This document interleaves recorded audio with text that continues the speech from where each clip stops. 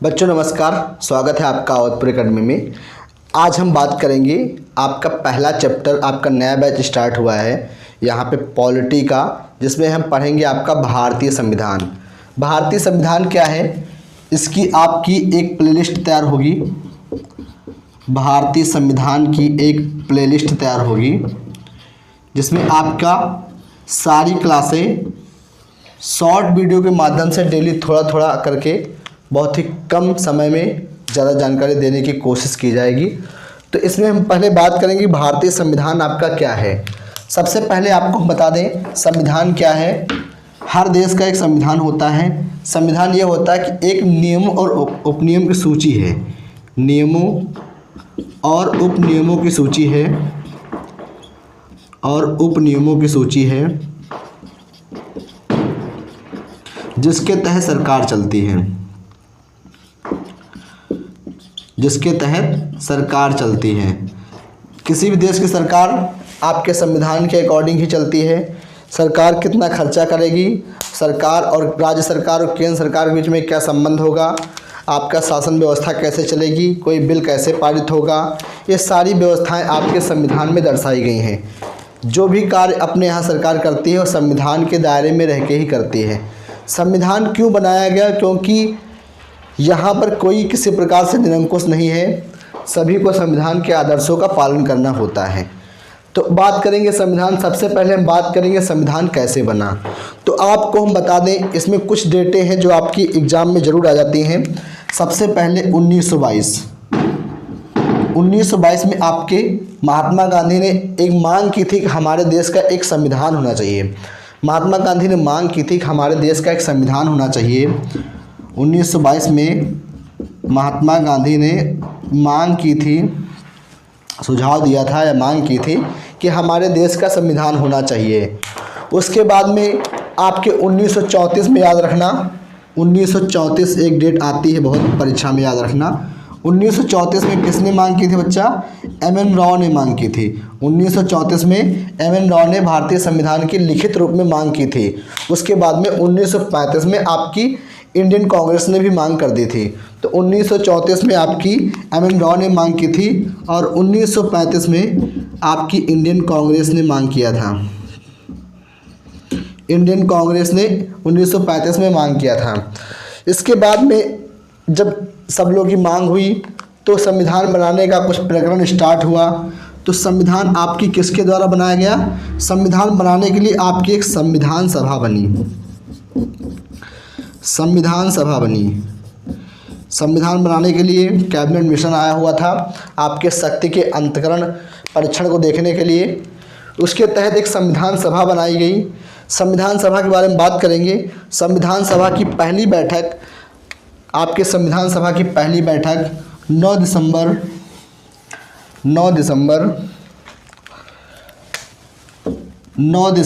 1946 को हुई थी। संविधान सभा की पहली बैठक आपकी 9 दिसंबर 1946 को हुई थी। इसमें हम बात करेंगे, इससे एक क्वेश्चन उठ जाता है कि आपके संविधान बनाने का काम काज किस वर्ष में स्टार्ट हुआ। तो पिछली कई परीक्षाओं में पूछा भी गया है। तो आपका पहली बैठक 9 दिसंबर 1946 को हुई थी। तो कार्यकाज जो है कामकाज 1946 से ही प्रारंभ हो गया। तो आपका जवाब होगा 1946। दूसरा इसमें हम बात करेंगे, पहली बैठक आपकी 9 दिसंबर 1946 को हुई। इसके अध्यक्ष कौन थे बच्चा? इसके अध्यक्ष थे डॉक्टर सच्चिदानंद सिन्हा। सच्चिदानंद सिन्हा। अगली हम बात करेंगे, जैसा कि आपको पता ही होगा कि सर ये डॉक्टर राजेंद्र प्रसाद कौन है। हमने तो अभी तक पढ़ा है कि संविधान सभा के अध्यक्ष डॉक्टर राजेंद्र प्रसाद हैं। तो इसका डाउट भी हम क्लियर करेंगे। तो आपके जो डॉक्टर सच्चिदानंद सिन्हा हैं, ये आपके टेम्परेरी अध्यक्ष थे। टेम्परेरी कह सकते हैं, टेम्परेरी अध्यक्ष थे। और परमानेंट अध्यक्ष आपके कौन थे? दूसरी बैठक आपकी हुई थी 11 दिसंबर 1946 को। 11 दिसंबर 1946 को जब आपकी बैठक हुई तो उसमें डॉक्टर राजेंद्र प्रसाद को इसका अध्यक्ष बना दिया गया। डॉक्टर राजेंद्र प्रसाद को इसका अध्यक्ष बना दिया गया। पहली बैठक में आपका डॉक्टर सच्चिदानंद सिन्हा पहली बैठक में बने थे, जो कि टेम्परेरी अध्यक्ष थे। केवल 2 दिन के लिए ही थे, 9 दिसंबर से लेकर के केवल 2 दिसंबर तक थे। अभी क्वेश्चन में आता है आप लोग जवाब कैसे देंगे। अगर क्वेश्चन में पूछता है संविधान सभा के अध्यक्ष कौन थे, तो आपका जवाब होगा संविधान सभा के अध्यक्ष डॉक्टर राजेंद्र प्रसाद हैं। लेकिन अगर क्वेश्चन आता है संविधान सभा के अस्थायी अध्यक्ष कौन थे, अस्थायी अध्यक्ष, तो ये आपके बच्चा हो गए स्थायी अध्यक्ष और ये आपके अस्थायी अध्यक्ष जो केवल 2 दिन के लिए ही थे। तो ये आपके कौन से अध्यक्ष हैं, अस्थायी अध्यक्ष। अगर प्रश्न में अस्थायी शब्द का यूज होता है तो आपका आंसर होगा डॉक्टर सच्चिदानंद सिन्हा। इसी श्रृंखला में आगे हम बात करेंगे। उसके बाद में आपके संविधान के अध्यक्ष हो गए डॉक्टर राजेंद्र प्रसाद। संविधान के सलाहकार कौन थे, संविधान के सलाहकार ये आपके थे बी.एन. राव। संविधान के सलाहकार आपके बी.एन. राव थे। इसके बाद में जैसा कि आपको पता होगा इसकी प्रारूप किसने तैयार की थी, प्रारूप समिति के अध्यक्ष कौन थे, प्रारूप समिति के अध्यक्ष कौन थे, तो आपके प्रारूप समिति के अध्यक्ष थे डॉक्टर भीमराव अंबेडकर, यानी कह सकते हैं डॉक्टर B.R. अंबेडकर। आपके प्रारूप समिति के अध्यक्ष थे डॉक्टर भीमराव अंबेडकर। भीमराव, जैसा कि माना जाता है इन्होंने पूरा प्रारूप तैयार किया था और संविधान का निर्माता इन्हें ही माना जाता है। डॉक्टर भीमराव अंबेडकर को ही संविधान का निर्माता माना जाता है। ये जिसको नोट करना हो नोट कर ले, स्क्रीनशॉट अगर लेना हो तो ले सकते हैं आप लोग, नोट कर लीजिए। पहली आपकी बैठक 9 दिसंबर 1946 को हुई थी जिसके अध्यक्ष थे डॉक्टर सच्चिदानंद सिन्हा जो कि आपके अस्थायी अध्यक्ष थे। उसके बाद दूसरी बैठक आपकी 11 दिसंबर 1946 को हुई थी जिसके अध्यक्ष थे डॉक्टर राजेंद्र प्रसाद। अगला हम बात करेंगे संविधान सभा के सलाहकार कौन थे, वो आपके थे बी.एन. राव और प्रारूप समिति जिन्होंने प्रारूप तैयार किया था वो आपके थे भीमराव अंबेडकर। इसके बाद बात करेंगे जब आपका संविधान बनकर तैयार हुआ, जब आपका संविधान बनकर तैयार हुआ तो संविधान हमारा लिखित रूप में है, एक एज अ पुस्तक की तरह है। हमारा संविधान जैसे कि एक पुस्तक होती है, उदाहरण के तौर पे थोड़ा एनिमेशन से समझेंगे। मान लीजिए पुस्तक है, इसका नाम है संविधान। कोई भी पुस्तक होती है तो उसका पहला पेज उसका प्रीव्यू होता है जिसमें उसके प्रस्तावना वगैरह किस पुस्तक में क्या क्या दिया गया है। पहला पेज क्या होता है, प्रस्तावना। दूसरी चीज़ पुस्तक में क्या होती है, पहला पेज होता है प्रस्तावना। दूसरी चीज़ पुस्तक में क्या होती है, अगर एक पुस्तक है तो उसमें कुछ पाठ भी होते हैं। कुछ पाठ होते हैं तो कितने भाग, इसको कहते हैं भाग।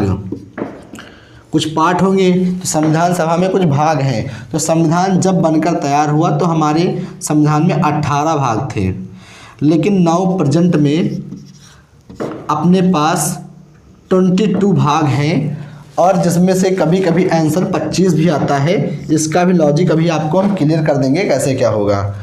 उसके बाद में जब ये भाग बनाए गए तो इसमें कुछ बातें लिखी गई, हर चैप्टर में कुछ तो होता है, कुछ बातें लिखी गई। तो 18 भागों में जो बातें लिखी गई वो आपकी कुल मिलाकर थी, इसको कहते हैं अनुच्छेद। जब हमारा संविधान बनकर तैयार हुआ तो अनुच्छेद आपके थे 395 और जो आज भी 395 के 95 हैं। कुछ बच्चों का क्वेश्चन होगा कि ऑप्शन में 470 वगैरह कैसे आ जाता है, इसका भी डाउट अभी हम क्लियर करेंगे। दूसरा आपको बता दें, कुछ बातें 18 भाग में 395 बातें लिखी गई, कुछ बातें लिखना रह गई थी तो उसको कहते हैं अनुसूची। अनुसूची, अनुसूची क्या होता है, अनुसूची कुछ बातें रह गई। इसमें पहले जब हमारा संविधान बना था तो 8 थी, प्रेजेंट में हमारे पास 12 अनुसूची हैं।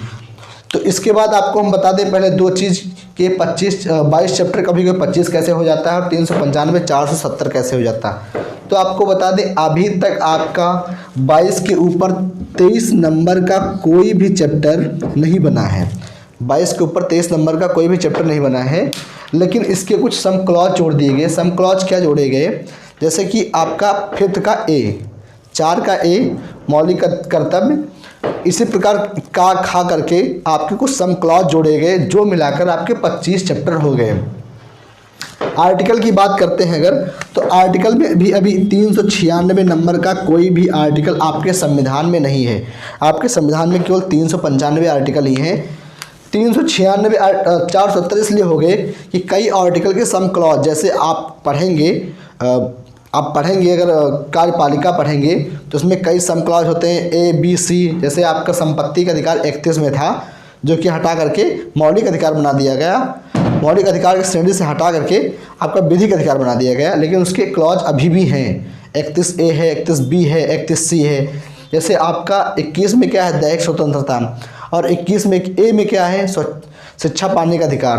तो 21 का A जोड़ दिया गया, 51 का A जोड़ दिया गया, 51 का। उस प्रकार आपके सम क्लॉज जोड़ करके टोटल 470 प्लस आर्टिकल हो जाते हैं।